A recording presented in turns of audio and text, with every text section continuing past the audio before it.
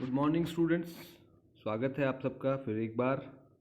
और जैसा कि हमने पिछली क्लास में पढ़ा है, उग्रवादी राष्ट्रवाद की चर्चा हमने की, उसी को हम आगे बढ़ाएंगे आज अपने इस व्याख्यान में। पिछले बार हमने देखा था उग्रवादी आंदोलन के बारे में, कुछ ये स्लाइड हमने देख ली थी। इसके बाद हम कारण तक हम देख चुके हैं। आज हम चर्चा करेंगे उद्देश्य एवं साधनों के बारे में। जो मुख्य अंतर है उदारवादियों और उग्रवादियों का, वो इन्हीं दो बिंदुओं पर है।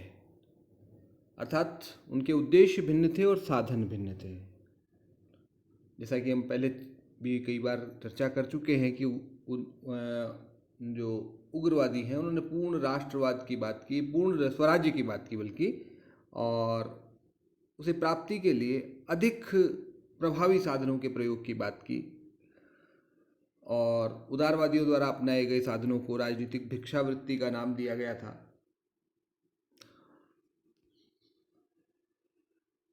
देखिए, जो बड़े उग्रवादी नेता थे, 4 बड़े नाम हैं इसमें। आप देखिए, 3 तो वो हैं जो लाल, बाल और पाल के नाम से जाने जाते हैं। लाला लाजपत राय, विपिन चंद्र पाल और बाल गंगाधर तिलक। 3 बड़े नेता थे। इनके अलावा चौथे अरविंद घोष।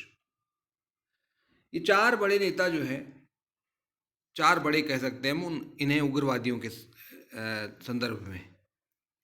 भारत में उग्रवादी राष्ट्रवाद के संदर्भ में इन्हें 4 बड़ों की संज्ञा दी जा सकती है। ये 4 बड़ों की संज्ञा वैसे जनरली जो चर्चा होती है, ये फैबियन समाजवाद के बारे में होती है, जो ब्रिटेन में एक विचारधारा थी। और उससे मिलते जुलते विचार भारत में अगर चर्चा में बात करें हम, तो पंडित जवाहरलाल नेहरू ने बात की थी लोकतांत्रिक समाजवाद की। खैर, यहाँ हम भारत में जो उग्रवादी राष्ट्रवाद था उसके 4 बड़ों की बात कर रहे हैं। इन 4 बड़ों ने ही जो है उग्रवादी राष्ट्रवाद के उद्देश्यों का निर्धारण किया, क्या उन्हें चाहिए, कौन से साधन अपनाए जाएंगे, क्या सिद्धांत होंगे, उनकी बात इन चारों लोगों ने की थी। तो ये 4 नाम आप अवश्य याद रखें, और इसके बाद का बिंदु हम आगे चर्चा करते हैं। हाँ, तो बात करते हैं हम उग्रवादियों के उद्देश्य। तो उद्देश्य की चर्चा जैसे मैंने अभी पहले भी की थी, उग्रवादियों ने भारत के लिए स्वराज्य की मांग की। इसके ठीक विपरीत आपको पता है कि जो उदारवादी थे वो क्रमिक सुधारों की मांग कर रहे थे, रिफॉर्म्स की मांग कर रहे थे। सुधार, धीरे धीरे सुधार करिए, हमारी विधानमंडलों में भारतीयों की संख्या बढ़ाइए और विधानमंडलों के अधिकारों को धीरे धीरे बढ़ाइए। ये मांग उदारवादियों की चल रही थी। इसके विपरीत उग्रवादियों का जो मानना था वो ये कि हमें स्वराज्य चाहिए, और स्वराज्य भी कौन सा? पूर्ण स्वराज्य। क्यों? क्योंकि तिलक ने आपको पता ही कहा था कि स्वराज्य मेरा जन्म सिद्ध अधिकार है और मैं इसे लेकर रहूंगा। और तिलक का कहना यह भी था कि भाई स्वराज्य जो है हमें अपना कर्तव्य पालन करने के लिए स्वधर्म पालन, धर्म का मतलब कर्तव्य, ये धर्म वो नहीं है, हिंदू धर्म इस्लाम धर्म नहीं, स्वधर्म मतलब अपना कर्तव्य पालन करने के लिए हमें स्वतंत्रता की आवश्यकता होती है। और बिना स्वराज्य के किसी प्रकार के अन्य कोई सुधार नहीं हो सकते, समाज सुधार भी नहीं हो सकता, कोई औद्योगिकरण नहीं हो सकता, कुछ नहीं हो सकता बिना इन सुधारों के। ये तिलक का दृष्टिकोण था। बीसी पाल वो ये कहते थे कि देश की मांग क्या है? रिफॉर्म्स नहीं है, रिफॉर्म है। देखिए, स्पेलिंग वही है, रिफॉर्म, REFOR। रिफॉर्म का मतलब सुधार, जो उदारवादी मांग करते थे। और ये क्या कह रहे हैं? हम रिफॉर्म करना चाहते हैं, पुनर्निर्माण। दोनों का हिंदी में अर्थ अलग अलग है। एक है रिफॉर्म मतलब सुधार, और दूसरा रिफॉर्म यानी पुनर्निर्माण। ये कहा पाल साहब ने, विपिन चंद्र पाल साहब ने। इसी तरह से अरविंद घोष ने भी जो है भारत के लिए स्वराज्य की बात की।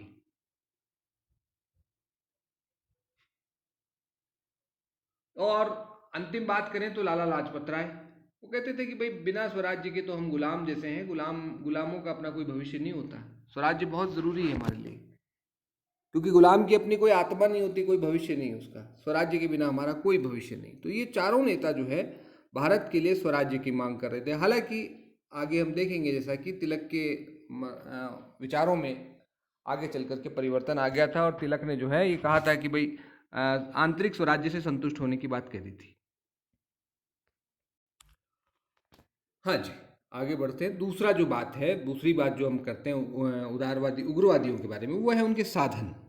देखिए उनके साधन भी बिल्कुल भिन्न थे, और मुख्य जो अंतर है उस साधनों को लेकर के बड़ा अंतर है। कार्य करने का जो तरीका है वो बड़ा बिल्कुल भिन्न है, दोनों के तरीके बिल्कुल अलग हैं। कारण क्या है दोनों के तरीकों में अंतर होने का?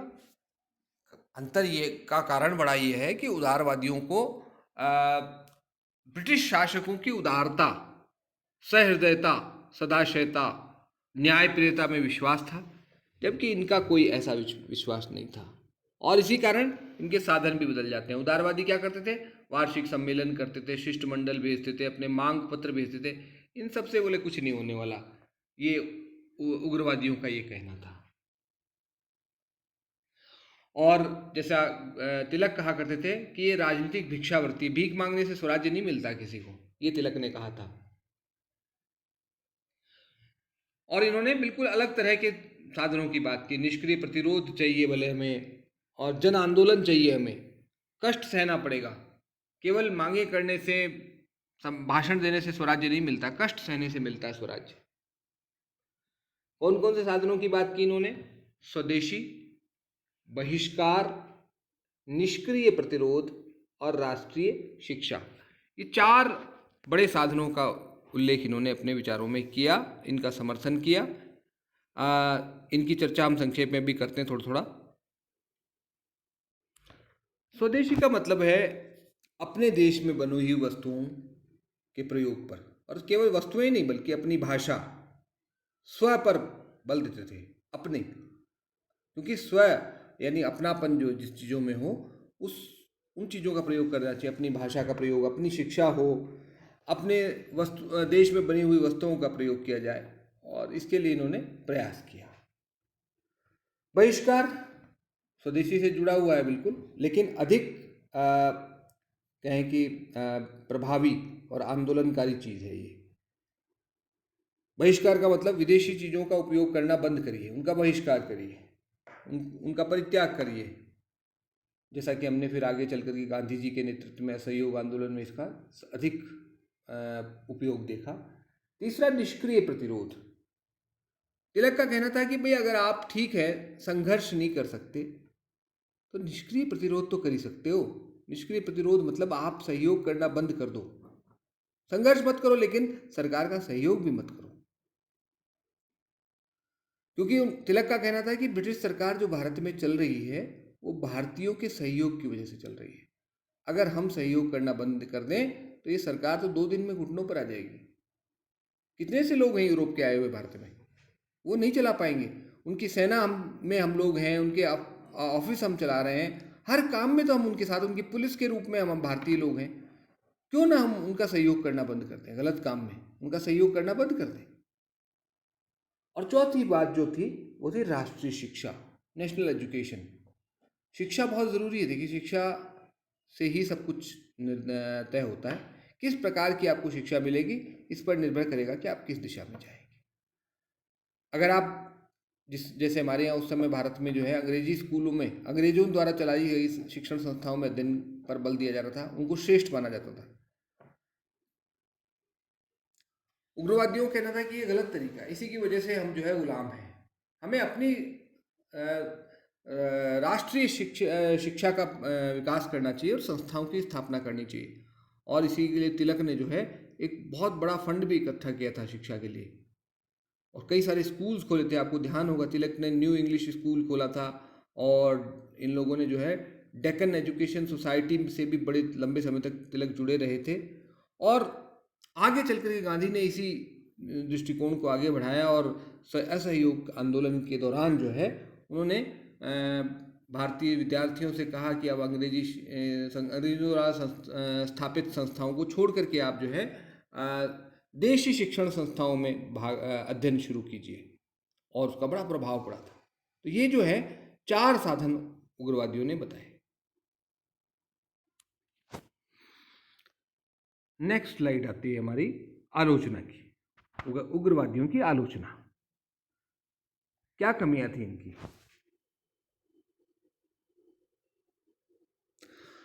आलोचकों ने सबसे पहली बात तो ये कही कि उग्रवादी विचारधारा में निरंतरता का अभाव था।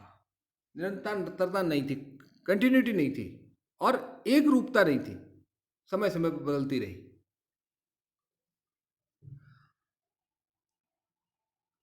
इसमें जो है विभिन्न विचारों के लोग शामिल थे। सक्रिय क्रांतिकारियों का समर्थन करने वाले लोग भी शामिल थे इसमें, और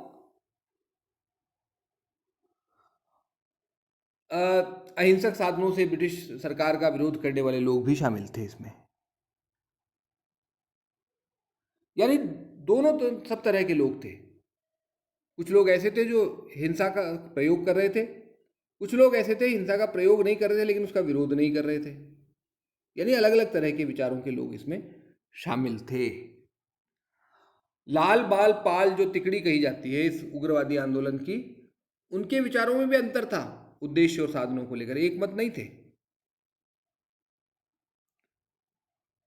चौथी बात कि इनके उद्देश्य समय के साथ बदलते रहे। जैसे मैंने तिलक की बात करें तो तिलक जो है जब मांडले जेल से छूट करके आए 1914 में, तो उसके बाद उन्होंने होम रूल आंदोलन शुरू किया था, और ये आंतरिक स्वराज्य था एक तरह से, डोमिनियन स्टेटस पे आ गए थे वो। पूर्ण स्वराज्य की बात करना उन्होंने बंद कर दिया था क्योंकि उसको राजद्रोह माना जा सकता था, फिर उन्हें जेल जाना पड़ सकता था। तो उनको लगा कि अब हमें उन्होंने जो है बदलाव कर लिया अपने उद्देश्य में। अब ये हो सकता है कि ये उनका बदलाव जो है रणनीतिक था, वो सोच अभी भी पूर्ण स्वराज्य के बारे में रहे हों और मांग केवल आंतरिक स्वराज्य की बात कर रहे हों। क्योंकि उन्होंने कहा था एक बार कि हमें मंदिर की मूर्तियों से कोई समस्या नहीं, हमें तो पुजारी बदलने हैं, अर्थात सम्राट से हमें कोई प्रॉब्लम नहीं है, ब्रिटिश सम्राट हमारे प्रमुख बने रहें, लेकिन हमारे जो पुजारी माने जो हमारे शासक हैं उनको बदलना है हमें। तो इसी तरह अंतिम बात इनकी आलोचना में ये कही जाती है कि इन्होंने समाज सुधार के रूप में क्षेत्र में सामाजिक प्रतिक्रियावाद को जन्म दिया, उसको बढ़ावा दिया। सामाजिक प्रतिक्रियावाद क्या होता है? इसका मतलब यह है कि समाज सुधारों का विरोध किया, सरल शब्दों में ये कहें हम। समाज सुधार के समर्थक नहीं थे, ऐसा देखने में आता है। हालांकि सीधे सीधे ये कहना उचित नहीं है, लेकिन इसकी ज़्यादा चर्चा हम सेकंड पेपर में जब हम तिलक पढ़ेंगे तब करेंगे। यहाँ पर ये आलोचना सिर्फ जान लीजिए कि समाज सुधारों के विरोधी थे लोग।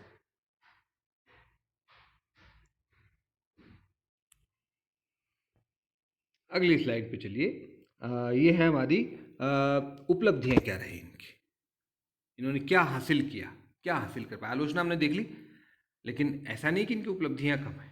आलोचना कमियां हो सकती, सबके साथ होती, वो भी इंसान ही थे, कोई भगवान नहीं थे, और हर इंसान के कुछ कमजोरियां होती है, कुछ सबल पक्ष होते हैं, कुछ निर्बल पक्ष होते हैं, उनके भी रहे।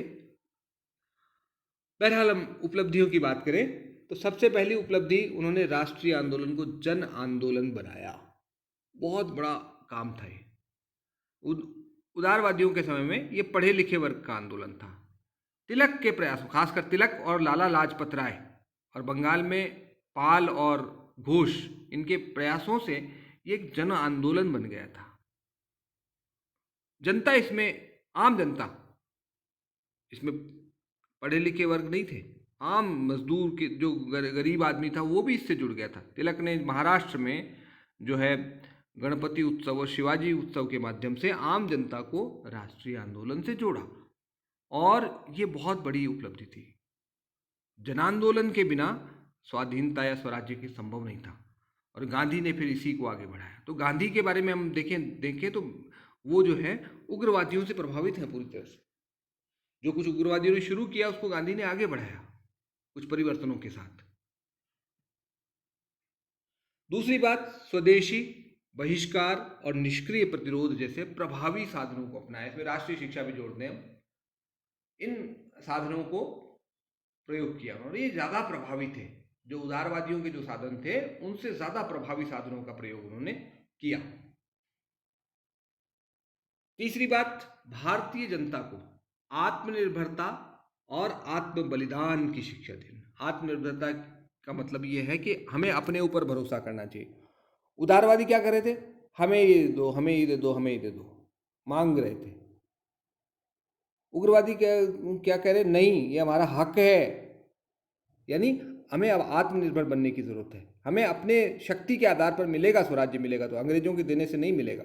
तिलक कहा करते थे कि ऐसा कोई उदाहरण नहीं है दुनिया में जब किसी एक शासक ने वहाँ की जनता के मांगने पर उन्हें आज़ादी दे दी हो। ऐसा नहीं होता कभी भी, और न भारत में होगा।